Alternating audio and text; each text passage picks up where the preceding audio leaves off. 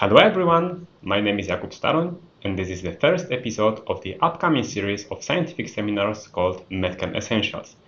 During each episode, we'll present and discuss single concept that relates to drug design and development.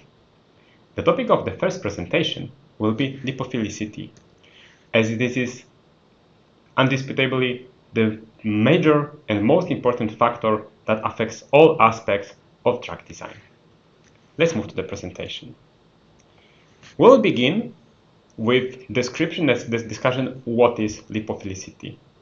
Then we will introduce concept of log-D, discuss different measurement methods, and finally discuss significance of lipophilicity in relation to other aspects of drug design and development. So, beginning, what is lipophilicity? It is a concept that represents the affinity of a molecule or moiety for a lipophilic environment. In simpler terms, it means how much a molecule prefers to stay in a fatty surrounding than in a polar one. Usually, it is measured by partition coefficient, log P, of a compound in a single electrical form. This is the formula. So it's a parameter that describes the partition equilibrium of this solute, the compound that is being dissolved, between water and some immiscible organic solvent. Usually it is an octanol. So in practice, it means that a compound of low log D, let's assume that the upper part is the N-octanol, the organic solvent, lower part is water. So compounds of low log P will reside mostly in water and will have low concentration in the upper immiscible organic solvent. Compound of medium log P will be more or less evenly distributed between both phases. And compound of high log P will move out to the higher, on the top immiscible organic solvent. But there is one caveat. Log P measured in octanol will be not effective in modeling the crossing of a compound of any kind through any kind of cell membranes due to large differences in their biophysical properties. Because cellular membrane is not just a lipophilic entity and lipophilic environment. There are also proteins, cholesterol molecules, like peripheral proteins, integral proteins, some carbohydrates, many compounds, number of compounds that are embedded within this membrane and will affect and modify the physicochemical properties of this membrane. So if one would like to measure parameters that would reflect better the range of biophysical properties of a membrane, one would need to measure the partition in 4 isotropic systems. One is amphiprotic, represented by chloroform and water. Another one is inert, some alkanes and water. A system representing hydrogen bond donor capacities is N-octanol and water, and system representing hydrogen bond acceptor capacities like dibutyl ether and water. These 4 systems, they constitute a critical quartet that expresses the recognition forces accounting for membrane partitioning. Another complexity comes with pH.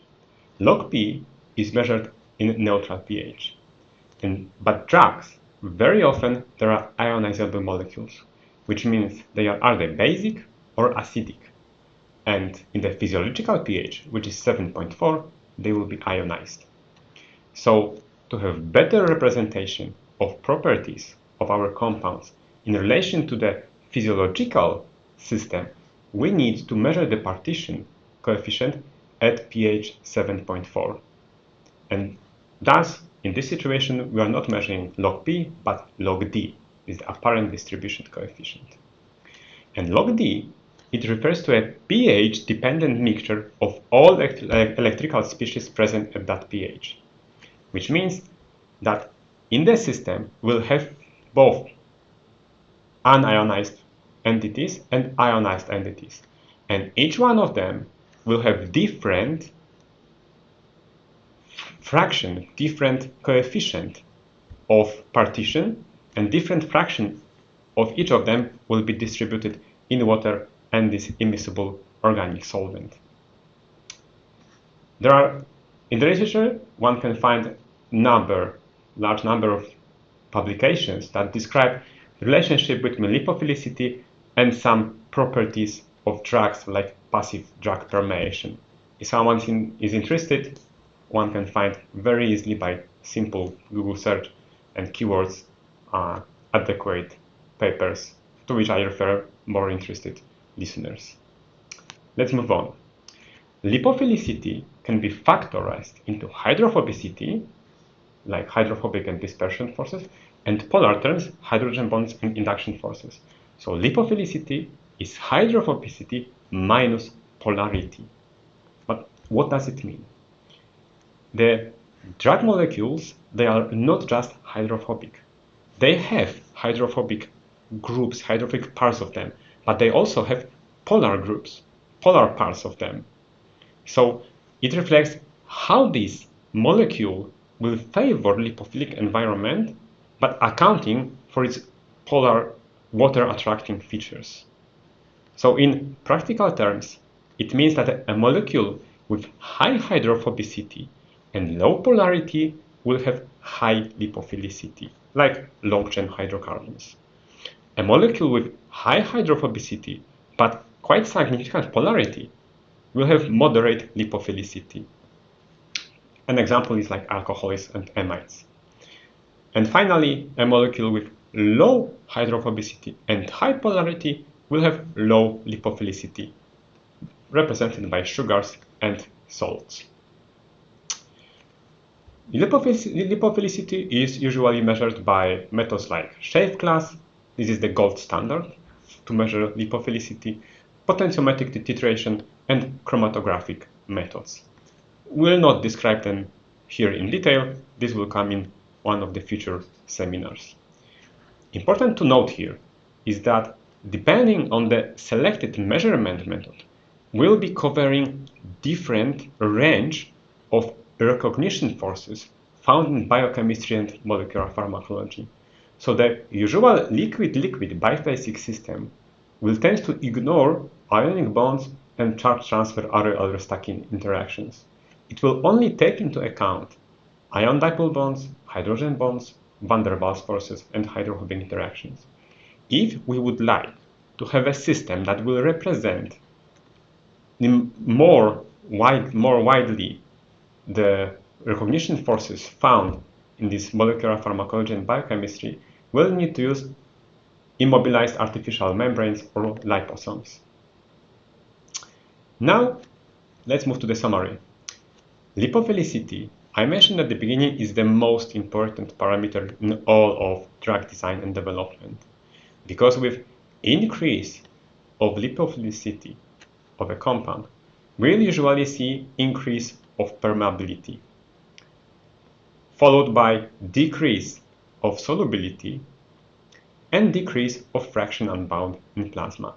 And these three factors, they relate to bioavailability of a compound. Next, with the increase of lipophilicity, we'll see increase of clearance of metabolic susceptibility of a compound. Then increase of volume of distribution. And these two, they relate to half-life, compounds half-life in the body, in the system. Now, with the increase of lipophilicity, we'll usually see increase of potency, decrease of Cmax unbound, which is maximum concentration, and decrease of exposure, which is area under the curve. And these three, they relate to target engagement. And those three aspects, bioavailability, half-life, and target engagement, they all affect the dose. So as you can see, lipophilicity affects the dose, which is actually the one and important parameter for patients, for usually ordinary people that will be taking this drug.